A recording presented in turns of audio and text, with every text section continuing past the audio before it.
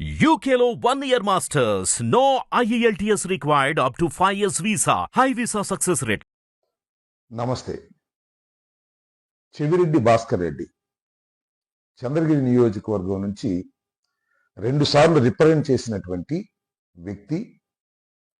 మొన్న జరిగిన పార్లమెంట్ ఎన్నికల్లో ఒంగోలు నుంచి పోటీ చేసి ఓటమి పాలయ్యారు. వైఎస్ఆర్ కాంగ్రెస్ పార్టీకి కీలకమైన నేత చెవిరెడ్డి భాస్కర్ రెడ్డి.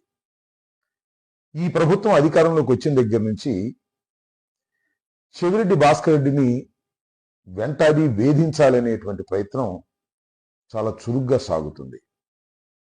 ఆ క్రమంలోనే మొన్న చెవిరెడ్డి భాస్కర్ రెడ్డి మీద ఒక విచిత్రమైనటువంటి కేసుని రిజిస్టర్ చేశారు.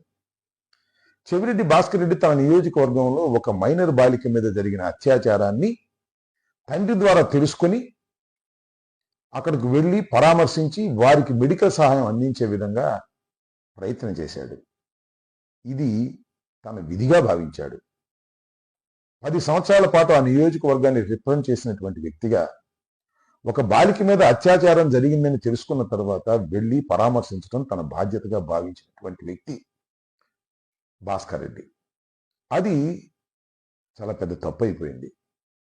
ఏదో ఒక విధంగా ఇదే సందని భావించి ఆయన మీద సంఘటన జరిగిన 22 రోజుల తర్వాత ఆ పిల్ల తండ్రి మీద ఒత్తిడి చేసి ఒక కంప్లైంట్ తీసుకున్నారు. ఇది ఫాల్స్ కంప్లైంట్. ఈ కంప్లైంట్ తీసుకుని ఆయన మీద కేసు రిజిస్టర్ చేశారు. దీనిలో ఆశ్చర్యాన్ని కలిగించేటటువంటి అంశం ఏమిటంటే SC/ST అట్రాసిటీస్ యాక్ట్ పెట్టారు. సరే, పెడితే పెట్టారు. అది కాకుండా ఫోక్స్ యాక్ట్ పెట్టారు. ఈ ఫోక్స్ యాక్ట్ పెట్టడమే చాలా చిత్రంగా అనిపిస్తుంది. Protection of childrens from sexual offences సంబంధించినటువంటి యాక్ట్ అది.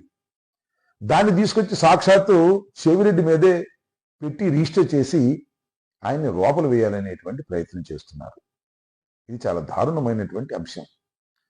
పోలీసు వారు ఎందుకనో నాకు తెలియదు కానీ నిష్పక్షపాతంగా ఉంటారని నేను అనుకోను. కానీ మరి ప్రభుత్వం ఏం చెబితే అది చేసేంత బలి తెగిస్తారని మాత్రం నేను ఎప్పుడు ఊహించలేదు. SC/ST అట్రాసిటీస్ యాక్ట్ పెట్టడం ఒక తప్పు, రెండవది ఫోక్స్ యాక్ట్ ఆయన మీద పెట్టడం మరొక తప్పు.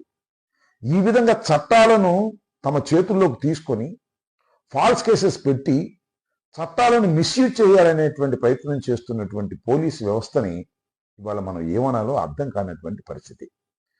చెవిరెడ్డి భాస్కర్ రెడ్డి ఈ కేసు పెట్టిన తర్వాత తాను ఒక స్టాండ్ తీసుకున్నాడు. భాస్కర్ రెడ్డి కొద్దిగా మొండోడు. ఆ స్టాండ్ చాలా ఆశ్చర్యాన్ని అందరినీ కలిగిస్తుంది.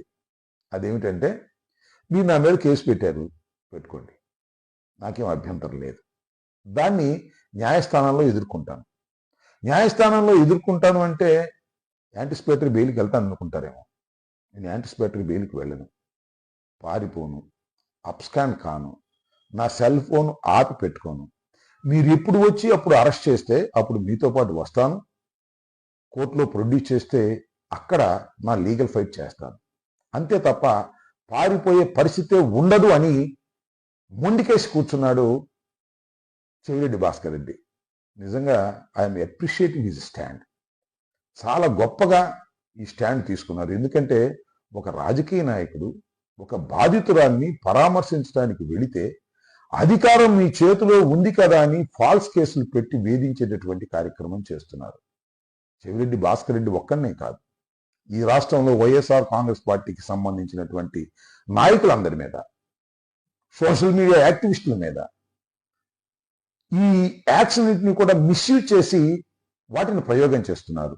SC/ST అట్రాసిటీస్ యాక్టే కాదు, ఫోక్సో యాక్టే కాదు, PD చట్టాన్ని కూడా తీసుకొచ్చి సోషల్ మీడియా యాక్టివిస్టుల మీద, వైఎస్ఆర్ కాంగ్రెస్ పార్టీ నాయకుల మీద ఉపయోగించి రాజకీయంగా ఫలితాలు పొందాలనుకుంటున్నారు. తాత్కాలికంగా మీకు రాజకీయంగా ఉపయోగపడే ఫలితాలు రావచ్చేమో కానీ దీర్ఘకాలంలో ఇవన్నీ కూడా వికటిస్తాయి, దుష్ఫలితాలు వస్తాయి, మీకు ఇబ్బంది కలుగుతాయి.